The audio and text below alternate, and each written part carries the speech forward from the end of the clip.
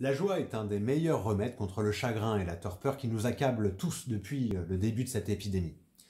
Et c'est donc avec joie que dans le cadre de cet épisode numéro 6 des lectures de confinement du Théâtre Crapaud à Nantes, que je vais m'empresser de répondre aux nombreux courriers déferlants que vous nous avez adressés, cher public. Alors épisode 6 et pas 7, parce qu'on fait relâche le dimanche. Donc nous avons une première question de Yamina, de Champigny-sur-Garonne, qui me demande « Alexis, que penses-tu du tableau intitulé Fleet Castle de William Turner ?» Bon, je redoutais un peu ce genre de questions. Mais bon, allez, tant pis, je me lâche. Je le trouve très bien peint, ce truc-là. Enfin, ça représente un vieux château fort du Pays de Galles au soleil couchant. Et la lumière est magnifique. Bon, voilà, c'est dit. Bon, alors évidemment, je connais la chanson. Oui, ce Flint Castle ressemble bigrement au bord de mer au soleil couchant de Claude Gelée, dit Le Lorrain. Alors pardon de dégonfler la baudruche, mais William Turner a toujours dit très officiellement que Claude Gelée, dit Le Lorrain, était son maître et son modèle. Par conséquent, tous ceux qui pensaient pouvoir faire leur chou gras sur le scandale peuvent aller se rhabiller et nous expliquer par la même occasion pourquoi ils se promènent à poil pendant le confinement. Bon, une autre question de Joseph de Champigny-sur-Loire. Alexis, est-ce que la nature a du talent? Non, aucun. J'en ai eu la preuve à ma courte honte quand j'habitais à Paris. Je logeais alors dans une petite chambre de 9 mètres carrés, loi Carrez, un vrai palace pour Paris, et ma fenêtre unique donnait sur 5 fils électriques horizontaux et parallèles. Comme de juste, comme une portée musicale, 5 fils sur lesquels venaient se poser des moineaux, comme autant de notes de musique, et avec des mines très inspirées, à la limite de la prétention d'ailleurs. Alors j'ai pris une photo et puis j'ai claqué dans mes mains, et les moineaux sont envolés. Puis ils sont revenus, j'ai pris une deuxième photo, puis j'ai reclaqué dans les mains, les moineaux se sont réenvolés, puis sont revenus, j'ai pris une troisième photo, et j'ai procédé de la sorte une 50aine de fois. Puis, j'ai envoyé toutes ces photos à un ami, monsieur Raphaël Calandron, très grand pianiste, et je lui ai demandé de bien vouloir me jouer la partition. Bon, alors le résultat était pitoyable, une cacophonie sans le moindre charme, au point que j'ai finalement regretté de ne pas avoir eu, à la place de mon appareil photo, un fusil de chasse. Voilà. Alors maintenant, une question de Thomas de Champigny-les-Granges. Alexis, as-tu réussi à percer le mystère de la biche de Cologne? Ah, bon, c'est une vieille histoire, je rappelle pour les moins de 112 ans les données de l'énigme. En mars 1957, dans les faubourgs boisés de la ville de Cologne, en Allemagne, il y a une biche qui s'est aventurée sur un terrain vague. Elle a trouvé ça sans intérêt et elle est repartie. Alors la question est, as-tu réussi à percer le mystère?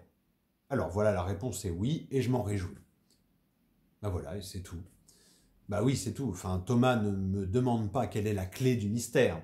Il me demande simplement si j'ai percé le mystère, donc je réponds oui. Voilà. Bon, vous savez, si je commence à répondre aux questions qu'on ne me pose pas, ça va très vite virer à la pétaudière.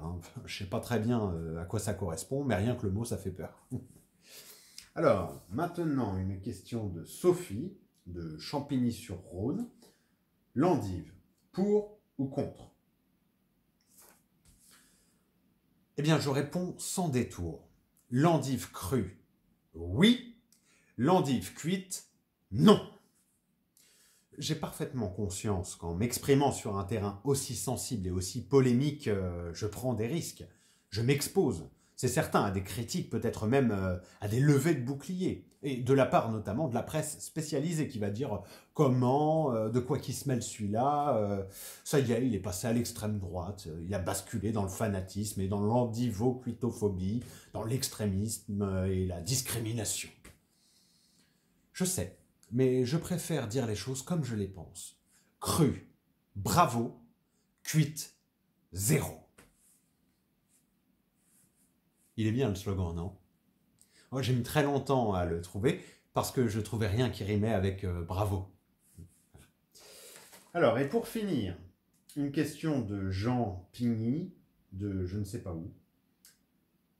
Alexis, La biodiversité. C'est pas une question, ça. Ah, et donc, ah si, je vois la question, c'est-à-dire la biodiversité. Bah, c'est le problème des espèces menacées, tout ça. Un gros dossier. Hein. Bon, alors, pardon de parler un petit peu crûment, mais les espèces menacées, bah, il faut qu'elles se bougent un peu leur cul aussi. Hein. Tenez par exemple, on nous dit que l'homme ne supporte pas très bien le confinement. Mais attendez de voir quand on sera au pic de l'épidémie.